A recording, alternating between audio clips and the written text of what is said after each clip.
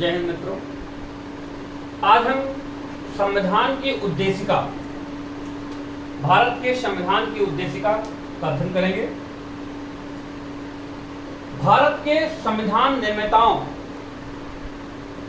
का उद्देश्य क्या था और किसी भी अधिनियम या किसी भी कानून को बनाने से पहले उसका हमारा एक उद्देश्य होता है कि किस उद्देश्य के अंतर्गत कोई कानून का हम निर्माण कर रहे हैं, किसी भी अधिनियम का हम निर्माण कर रहे हैं। तो भारत के संविधान निर्माताओं के उद्देश्य को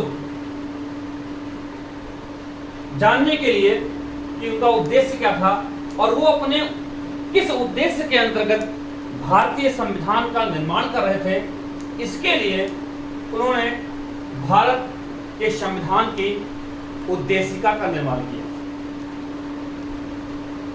किसी भी अधिनियम के या किसी भी कानून के उद्देशिका को अगर हम पढ़ते हैं तो हम एक उद्देश्य समझ जाते हैं कि किस उद्देश्य के अंतर्गत इस कानून का निर्माण किया गया है। तो आज हम बात करते हैं कि संविधान की उद्देशिका क्या है।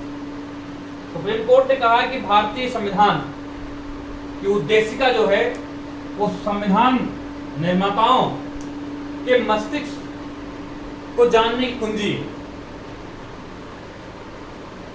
भारत का संविधान की उद्देशिका हम पढ़ रहे हैं। हम मीन्स भारत के समस्त नागरिक। हम भारत के लोग, हम भारत के लोग भारत को एक क्या बनाने के लिए? प्रभुत्व संपन्न। अभी हम डिटेल में अध्ययन करेंगे कि प्रभुत्व संपन्न क्या है। हम भारत के लोग, we the people of India, हम भारत के लोग भारत को एक प्रभुत्व संपन्न, समाजवादी, पंथ निरपेक्ष, लोकतंत्रात्मक गणराज्य। कैसा गणराज्य? जो हमारा गणराज्य हो वो प्रभुत्व संपन्न हो, समाजवादी हो, पंथ निरपेक्ष हो, लोकतंत्रात्मक हो। गणराज्य बनाने के लिए तथा उसके समस्त नागरिकों को, भारत के समस्त नागरिकों को किस चीज के लिए? सामाजिक, आर्थिक और राजनीतिक न्याय। कैसे न्याय मिले? सामाजिक न्याय, आर्थिक न्याय और राजनीतिक न्याय। इसके बाद स्वतंत्रता, न्याय और स्वतंत्रता की बात आएगी। विचार, उसके थॉट, अभिव्यक्ति, विश्वास, धर्म और उपासना। विचार, अभिव्यक्ति, विश्वास, धर्म और उपासना की स्वतंत्रता। प्रतिष्ठा और अवसर की क्षमता प्राप्त करने के लिए तथा उन सब में व्यक्ति की गरिमा और राष्ट्र की एकता और अखंडता सुनिश्चित करने वाली बंधुता बढ़ाने के लिए दृढ़ संकल्प होकर अपनी संविधान सभा में आज 26 नवंबर 1949 को एतद द्वारा इस संविधान को हम अंगीकृत करते हैं, अधिनियमित करते हैं और आत्मा अर्पित करते हैं। ये भारत के संविधान की वर्तमान उद्देशिका है। इस उद्देशिका के बारे में बहुत सारे प्रश्न पूछे जाते हैं एग्जाम में। इसके बाद हम इस संविधान में की उद्देशिका में कई सारे केस लॉ हैं, उन केस लॉ का भी हम अध्ययन करेंगे। आगे हम बता रहे हैं आपको। और इस संविधान की उद्देशिका में किस अनुच्छेद के अंतर्गत क्या शब्द जोड़ा गया, इसका हम अध्ययन करेंगे। हमारा उद्देशिका का एक अर्थ आपको समझना चाहिए कि किस उच्च आदर्शों और उच्च विचारों के अंतर्गत भारत के नागरिकों को एक मजबूत संविधान देने की जो दृढ़ इच्छा शक्ति भारत के संविधान निर्माताओं में थी। भारतीय संविधान में राष्ट्र की एकता और अखंडता और समाजवादी, ये सब संविधान के 42वें अनुच्छेद 42वें संविधान संशोधन में समाहित किया गया है।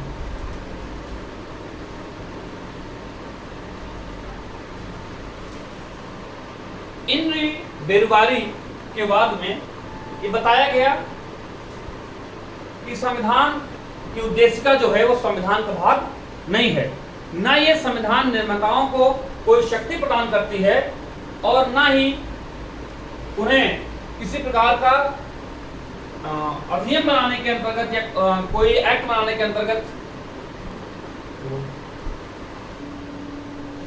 उद्देशिका किसी अधिनियम के मुख्य आदर्शों एवं आकांक्षाओं का उल्लेख करती है। ये गोलकनाथ बनाम स्टेट ऑफ पंजाब में 1967 को न्यायमूर्ति श्री सुब्बाराव ने बताया कि उद्देशिका किसी अधिनियम के मुख्य आदर्शों और आकांक्षाओं का उल्लेख करती है। इंद्री बेरुवारी यूनियन के 1960 के जजमेंट में बताया गया कि उद्देशिका जो है संविधान का अंग नहीं है, लेकिन केशवानंद भारती बनाम केरल राज्य में बताया गया कि उद्देशिका संविधान का अंग है। यानी केशवानंद भारती बनाम केरल राज्य ने इंद्री बेरुवारी यूनियन के जो जजमेंट था इसको पलट दिया। उद्देशिका से लाभ क्या है? सबसे पहले उद्देशिका को पढ़ने के बाद संविधान का स्रोत पता चलता है, हम भारत के लोग, और लास्ट में मिलता है अधिनियमित आत्मार्पित करते हैं। तो संविधान का स्रोत मान होता है कि ये भारत के लोगों द्वारा बनाया गया है, कि जनता द्वारा निर्वाचित प्रतिनिधियों के द्वारा संविधान का निर्माण किया गया, मानते हैं हम। लेकिन संविधान निर्माती सभा के प्रतिनिधियों का चुनाव वयस्क मताधिकार द्वारा नहीं किया गया था। संविधान निर्माती सभा का स्थापना ब्रिटिश संसद के कैबिनेट मिशन 1946 अधिनियम के द्वारा की गई थी। इसलिए वो लोग कहते हैं कि यह संप्रभु संस्था द्वारा नहीं कहा जा सकता कि कैबिनेट मिशन योजना के अंतर्गत जो संविधान निर्माती सभा थी उसके सदस्य थे वो निर्धारित किए गए थे। लेकिन अभी तक जो हम संविधान के अंतर्गत जो परिवर्तन होते रहे उसमें जो हो रहा है वो हमारे द्वारा वयस्क मताधिकार द्वारा निर्वाचित जनप्रतिनिधि ही संविधान का रक्षण कर रहे हैं।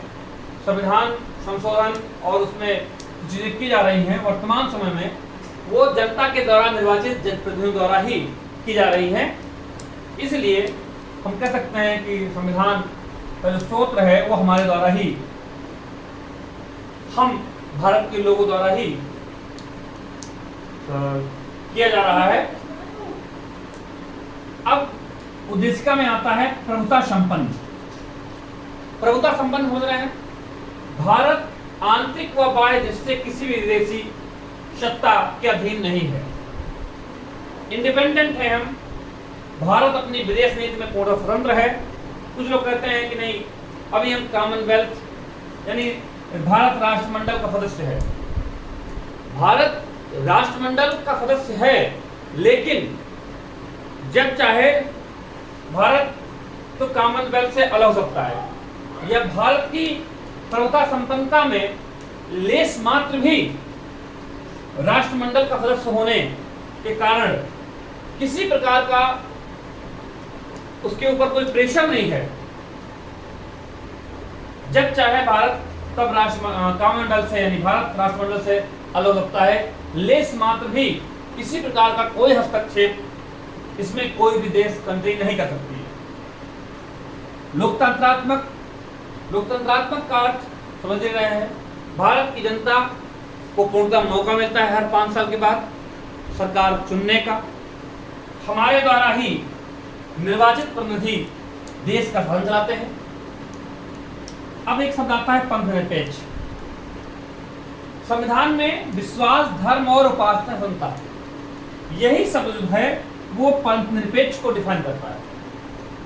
यानी भारत का कोई अपना राज्य का कोई अपना विशेष पंथ नहीं होगा। इसको हमें हमेशा पॉजिटिव में लेना चाहिए। एक अरुण राय बनाम भारत संघ 2002 का एक जजमेंट है कि पंथ निरपेक्षता को हमें हमेशा सकारात्मक पहलू में देखना है कि सभी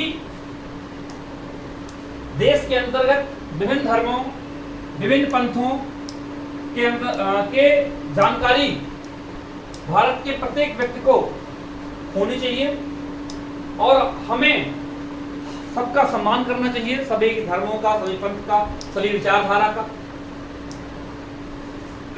भारत के संविधान का जो मूल उद्देश्य है कि आपसी बंधुता बढ़ाने के लिए पंथ निरपेक्ष शब्द जोड़ा गया, लेकिन भारत के संविधान में विश्वास, धर्म और उपासना क्षमता है, यही पंथ निरपेक्ष को इंगित करता है। समाजवाद 42वें संविधान संशोधन में समाजवाद समाहित किया गया। भारत के संविधान के उद्देश्य का समाजवाद का हम सीधा अर्थ जानते हैं कि कमजोर वर्ग और कर्मकारों का जीवन स्तर ऊंचा करना और आर्थिक समानता और आय के समान वितरण। समाज के निचले पायदान पर स्थित लोगों के जीवन स्तर और उनके मानव गरिमा जिसमें समाहित हो, ऐसा वितरण जिससे देश का प्रत्येक नागरिक खुशहाल हो। समाजवाद जो है वो हम कह सकते हैं कि गांधीवाद और मार्क्सवाद का एक सम्मिश्रण है। भारत का समाजवाद और भारत के उद्देशिका में एक शब्द आया है अखंडता। ये 42वें संविधान संशोधन में ये भी जोड़ा गया।